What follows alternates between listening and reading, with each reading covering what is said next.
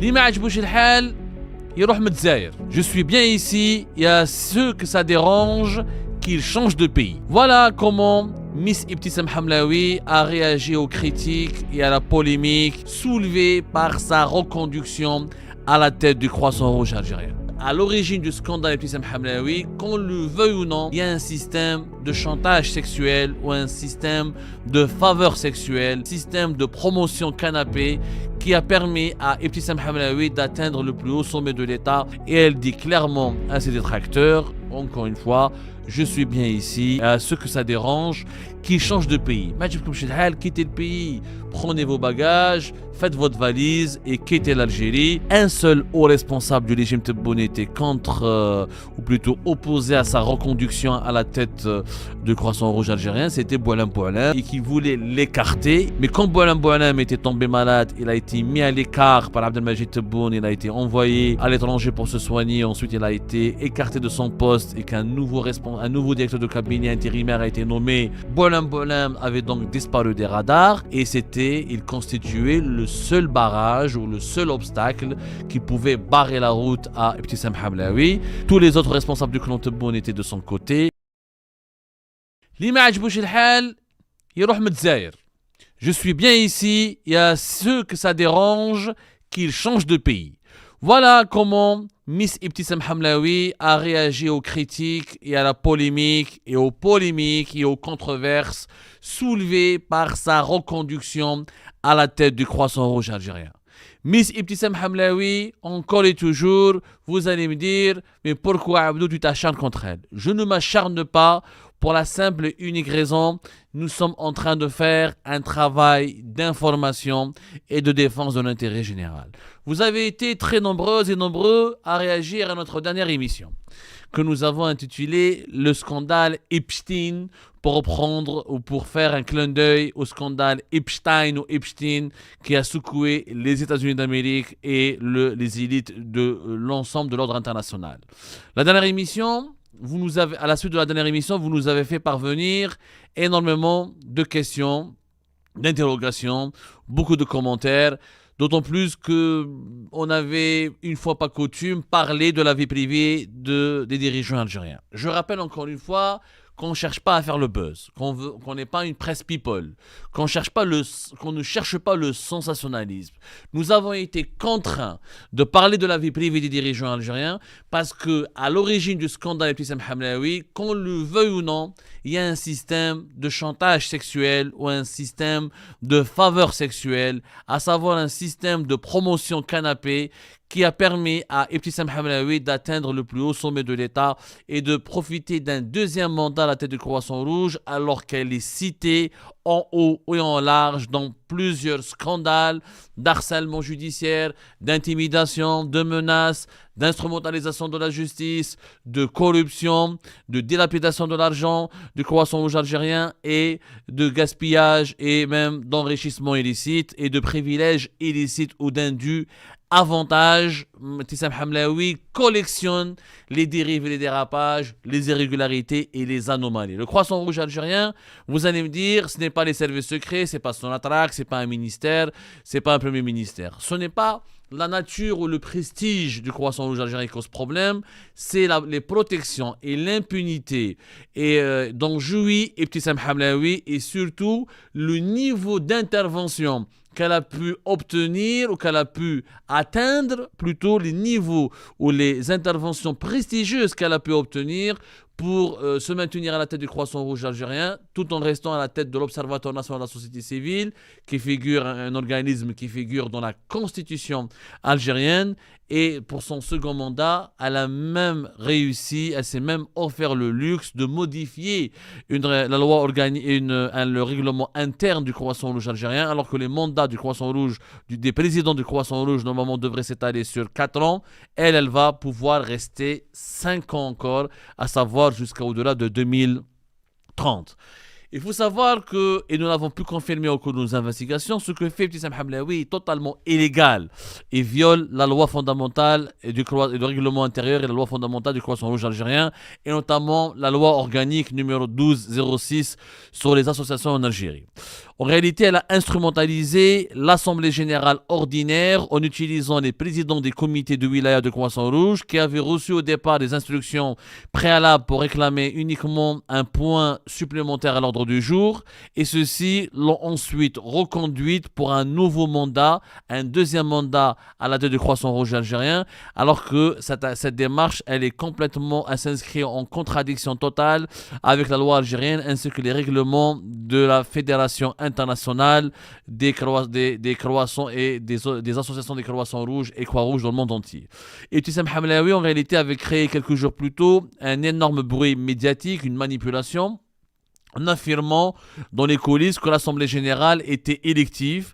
Elle avait expliqué cette confusion médiatique elle avait exploité plutôt cette confusion médiatique pour servir ses intérêts et se maintenir le plus longtemps possible à la tête du Croissant Rouge algérien après s'être vu refuser au niveau national tout poste ministériel ou de responsabilité au sein de l'appareil de l'État. Effectivement, Ibtissam Hamlaoui, au départ, elle aspirait à devenir ministre. Elle voulait devenir ministre. Elle en avait marre du Croissant Rouge algérien.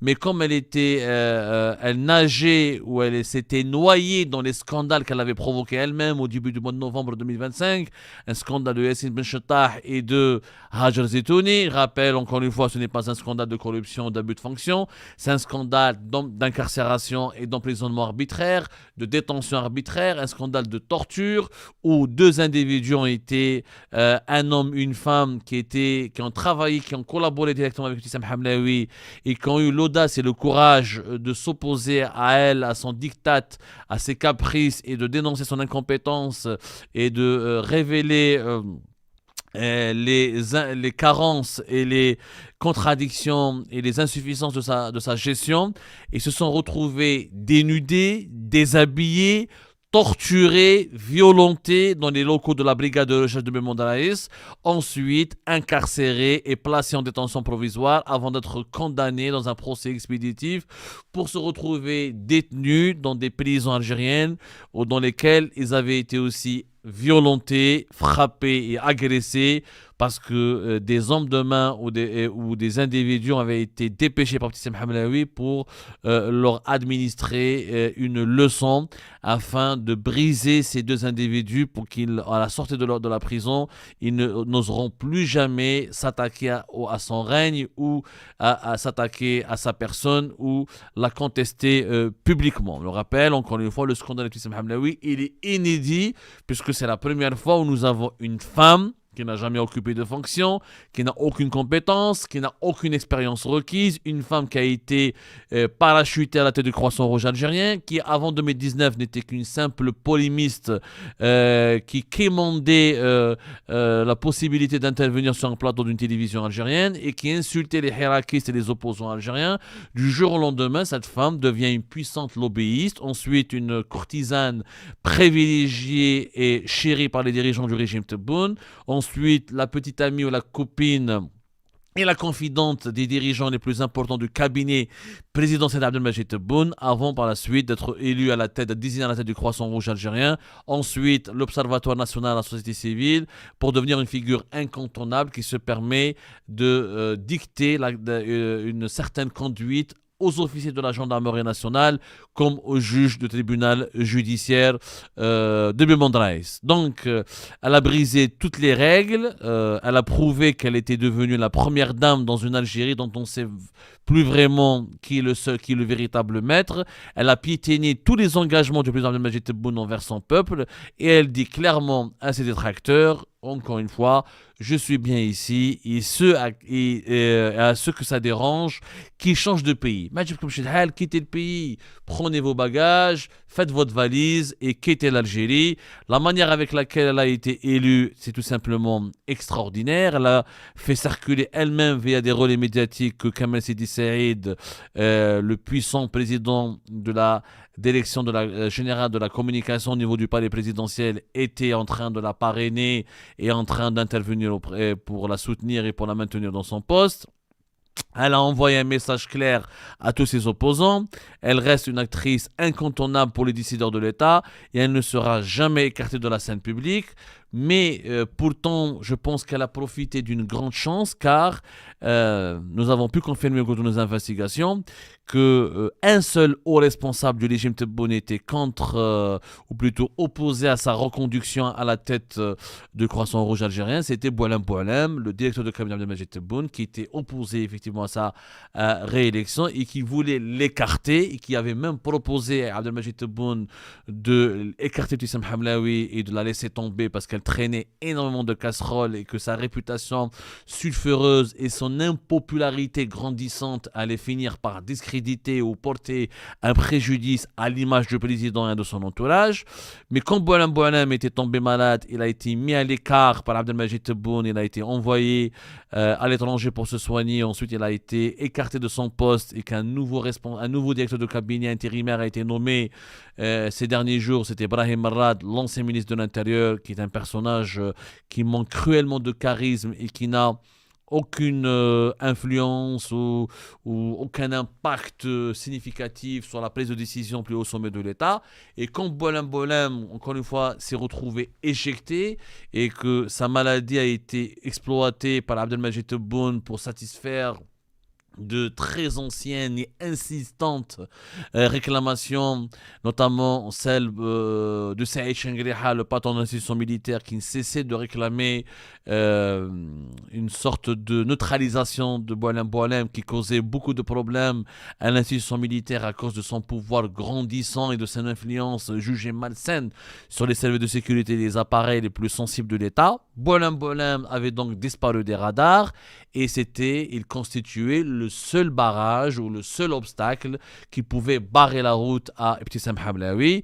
Tous les autres responsables du clan Tebboune étaient de son côté, notamment un certain Kamel Sidi Saïd, qui a profité encore une fois de l'absence de Boualem Boualem pour demander au général Hassan, le puissant patron de la direction générale de la sécurité intérieure, de mettre en place toute une nouvelle reconfiguration, à savoir exercer des pressions sur les présidents des comités de wilaya du Croissant Rouge algérien pour les obliger à voter en faveur de Ibtissam Hamlaoui et à accepter de subir un deuxième mandat de Miss Ibtissam. C'est ce qui s'est passé puisque le général Hassan a accepté de répondre favorablement à la doléance de Kamel Sidi Saïd et la DGSI algérienne est intervenue dans la cruelle mécanique de ce congrès organisé par le Croissant Rouge algérien. C'était à la fin de la semaine dernière. Nous en avons parlé sur Algérie Part. Et le scandale, les autorités algériennes ont pensé l'étouffer. L'information ne s'était pas ébruitée. Ça a été un congrès électif qui s'est déroulé sans respecter le règlement intérieur du Croissant Rouge algérien. Les présidents des comités de wilaya ont été convoqués à la dernière minute. On leur a dit que c'était une réunion pour pour d'autres sujets, pour d'autres objectifs, mais on a inclus à l'ordre du jour le sort et l'élection ou la reconduction de Ibtissam Hamlaoui, qui n'a eu aucun concurrent. Personne ne s'est présenté contre Ibtissam Hamlaoui, personne ne l'a contesté, personne n'a réclamé son départ, personne n'a osé déposer sa candidature pour la challenger. Et elle s'est retrouvée en train de parcourir et de marcher toute seule sur une voie royale qui lui ouvrait la porte d'un deuxième mandat. Et elle a modifié encore une fois, selon nos informations, les statuts internes du Croissant Rouge pour permettre une extension de la durée de son mandat à 5 années au lieu des 4 années classiques assumées précédemment par les présidents du Croissant Rouge algérien. Et la deuxième modification, c'est le poste. C'est une modification importante qui a changé la nature du poste du président du Croissant Rouge algérien, qui est devenu ainsi comme une sorte d'autre fonction de l'État avec un mandat de 5 ans. Et Ibtissam Hamlaoui, aujourd'hui, elle peut se targuer, elle peut se prévaloir d'un pouvoir d'influence plus important de celui d'un ministre ou de celui d'un conseiller à la présidence de la République. Général Hassan, Kamel Sidi Saïd, le fils de Abdelmajid Tebboune. Abdelmajid Tebboune en personne aurait dit je n'ai aucune preuve matérielle qui l'accable, je ne vois pas pourquoi je devrais l'exclure, qu'elle fait du bon travail, on la maintient dans son poste. Alors, dans ces conditions, de son contexte, pourquoi aucune médiatisation n'a été faite pour sa réélection? Pourquoi aucune caméra de télévision n'est partie filmer les joies et l'exaltation de Wissam Hamlaoui qui est resté au pouvoir pour un deuxième mandat? Pour une raison simple, Abdelmajid Tebboune et son régime et son cabinet savent très bien que les Algériennes et les Algériens ne veulent pas de Wissam Hamlaoui, ne veulent pas de cette dame, ne veulent pas de cette Miss qui incarne aujourd'hui l'immoralité, la concupiscence et les dérives du chantage ou du sexuel, où clairement elle incarne aujourd'hui les dérives d'un système de faveur sexuelle qui régit les nominations au plus haut sommet de l'État algérien. Le scandale ne fait que commencer. Algérie part de notre côté, on continuera d'enquêter. Encore une fois, nous n'avons aucune animosité personnelle à l'encontre de Wissam Hamlaoui. Il n'y a pas de problème personnel. Elle fait ce qu'elle veut de sa vie privée. Il n'est pas question de la juger là-dessus. Elle peut fréquenter qui elle veut. Elle peut sortir avec qui elle veut. Elle fait ce qu'elle veut de son corps. Il ne s'agit pas d'apporter des jugements de valeur. On n'est pas en train de donner des leçons de morale. On est en train de donner des informations et de faire des révélations sur ce qui nous semble, nous, un fonctionnement opaque et scandaleux. Parce que l'intérêt général d'un pays nous force normalement à réglementer les nominations plus haut sommet de l'État. Les organismes sensibles, soit de la société civile ou des différentes institutions de l'État algérien, devraient être gérés, comme dans tous les pays civilisés et développés, par des fonctionnaires ou des hauts responsables qui justifient leur nomination par la méritocratie, par la compétence, par les performances de leur parcours professionnel, par leur connaissance, par leur formation, par des résultats, par des obligations de résultats ou par des résultats qu'ils avaient déjà atteints auparavant dans l'exercice de leur fonction ou durant leur parcours, dans leur passif, c'est-à-dire leur parcours qu'ils avaient accompli par le passé. Ce n'est pas le cas malheureusement de Wissam Hamlaoui. Vous le voyez bien, je suis très perturbé. Les adjectifs manquent, je perds mon latin.